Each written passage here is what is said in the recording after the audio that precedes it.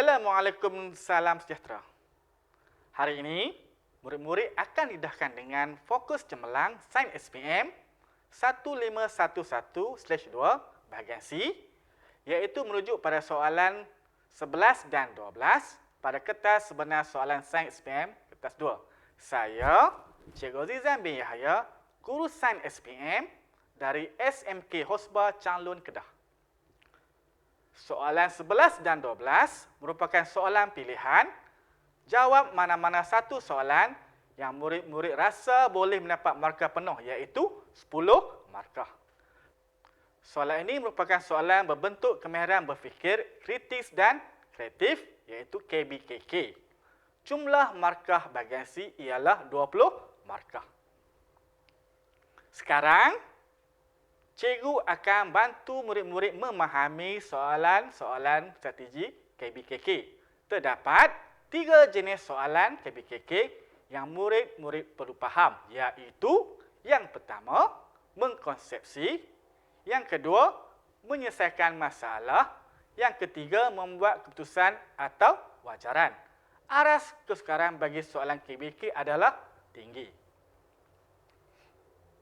Berikut adalah panduan atau tips untuk murid-murid menjawab soalan KBKK.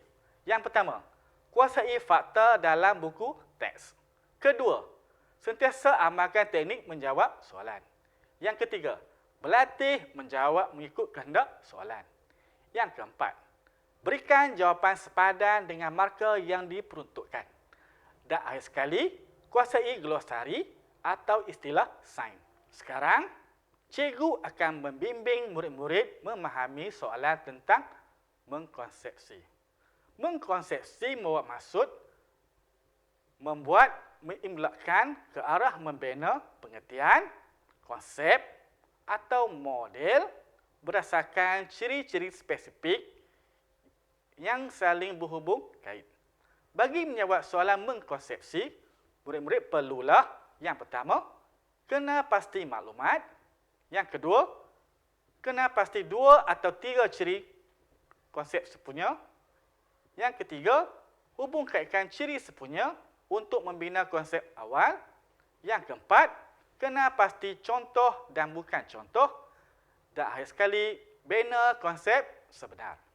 Seterusnya, marilah kita kaji soalan seperti di bawah. Tindakan pertama murid-murid adalah lihat dan baca pernyataan, iaitu ayat sebelum rajah. Langkah pertama, gariskan perkataan selepas rajah menunjukkan, iaitu kaji. Gariskan perkataan rajah menunjukkan dalam pernyataan. Yang kedua, highlightkan banner konsep. Yang ketiga, bulatkan mengkonsepsi tentang tindakan refleks. Ya, murid-murid, jawapan soalan di atas adalah seperti berikut. Maklumat awal. Mengangkat kaki apabila tidak baku, menarik tangan apabila tersentuh periuk panas, mengkedip mata untuk mengelakkan serangga halus masuk ke dalam mata adalah beberapa tindakan refleks. Itu jawapan bagi maklumat awal. Jawapan bagi 2 ciri sepunya ialah yang pertama, gerak balas yang automatik terhadap rangsangan luar. Yang kedua, gerak balas dikawal oleh saraf tunjang. Bagi menjawab soalan konsep awal pula, gerakan automatik terhadap rangsangan luar dan dikawal oleh saraf tunjang ialah tindakan refleks. Jawapan lain bagi tindakan refleks yang tiada dalam rajah ialah sentakan lutut. Manakala bagi bukan contoh ialah membaca. Bagi menjawab soalan konsep sebenar ialah tindakan refleks ialah gerak balas yang automatik terhadap rangsangan luar dan dikawal oleh saraf tunjang. Mari kita kaji pula soalan SPM 2017. Mari kita lihat jawapan soalan di atas. Jawapannya ialah, bagi maklumat awal, hemofilia, thalassemia dan anemia sel sabit.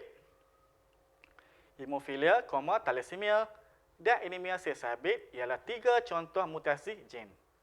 Bagi ciri sepunya pula ialah mutasi melibatkan perubahan dalam struktur kimia gen. Yang kedua, mutasi melibatkan perubahan sifat pada anak. Bagi konsep awal, Mutasi melibatkan perubahan dalam struktur kimia gen dan sifat pada anak ialah mutasi gen. Contoh lain ialah yang pertama buta huruf, yang kedua ialah albino. Bagi bukan contoh pula ialah sindrom Down, sindrom Klinefelter dan juga sindrom Turner. Bagi penyebab soalan konsep sebenar ialah mutasi gen ialah mutasi melibatkan perubahan dalam struktur kimia gen dan sifat pada anak. Baiklah murid-murid, sekarang mari kita belajar pula soalan KBKK berbentuk penyelesaian masalah.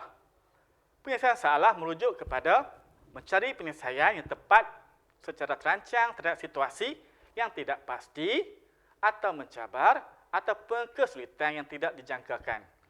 Bagi menjawab soalan ini, murid-murid perlulah yang pertama, kena pasti masalah atau fahami masalah.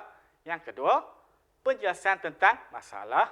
Yang ketiga, cari kaedah alternatif penyelesaian masalah. Yang keempat ialah pilih kaedah terbaik dan jelaskan pilihan anda. Langkah-langkah menjawab soalan KBKK iaitu penyelesaian masalah. Yang pertama, kena pasti masalah. Selalunya, jawapan telah tersedia dalam soalan, iaitu dalam bentuk soalan. Contohnya, terangkan bagaimana. Yang kedua, penyelesaian masalah. Jawapan juga terdapat dalam soalan. Seperti yang terlahkan dalam soalan, iaitu berdasarkan kepada situasi ataupun keadaan. Jika tiada dalam soalan, maka murid-murid perlulah memberikan jawapan berdasarkan teori atau fakta sains yang murid-murid tahu dan faham. Mari kita sama-sama mengkaji contoh soalan penyelesaian masalah ini. Seorang pelajar mendapati gula yang disimpan dalam balang telah terlarut membentuk larutan. Terangkan bagaimana pelajar itu boleh mendapatkan semula hablur gula daripada larutan gula tersebut. Penerangan anda mestilah mengandungi perkara-perkara berikut. Yang pertama, penyataan masalah. Yang kedua, nama kaedah yang digunakan. Yang ketiga, langkah-langkah yang perlu dilakukan dalam kaedah ini. Mari kita lihat jawapan bagi soalan di atas. Kena pasti masalah. Yang pertama, untuk mendapat hablur gula daripada larutan gula. Penjelasan masalah. Gula yang disimpan dalam balang telah terlarut menjadi larutan. Yang ketiga, kaedah yang digunakan, penghabluran. Langkah-langkah kaedah.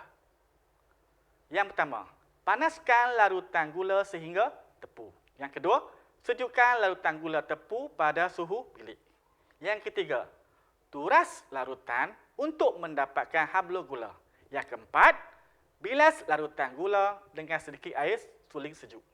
Yang kelima, akhir sekali, keringkan hablur gula menggunakan kertas turas. Seterusnya, contoh-contoh lain bagi soalan penyelesaian masalah. Sekumpulan pegawai daripada Jabatan Kesihatan diarahkan untuk mengawal demam denggi di satu kawasan perumahan. Huraikan bagaimana mereka dapat mengatasi masalah ini. Penerangan anda mestilah mengandungi perkara-perkara berikut. Yang pertama, mengenal pasti masalah. Yang kedua, penyelesaian masalah.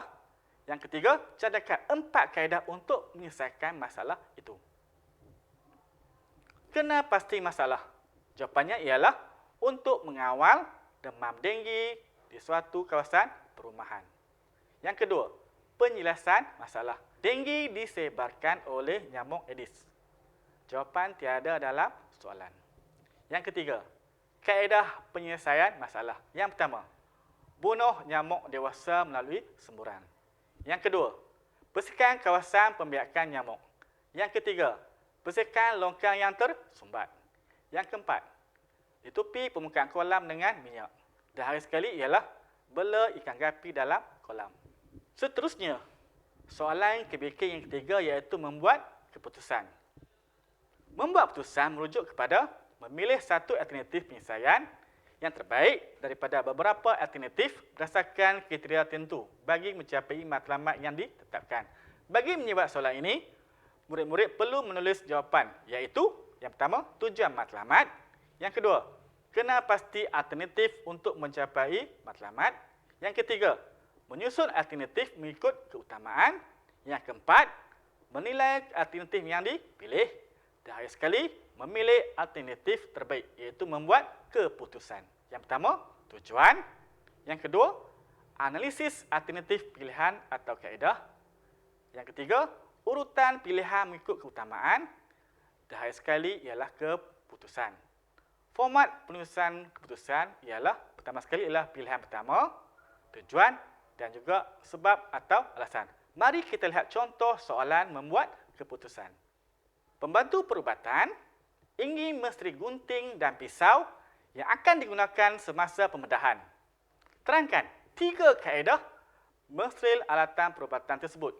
Pilih satu kaedah terbaik dan beri alasan untuk menyokong jawapan anda. Yang pertama, tujuan.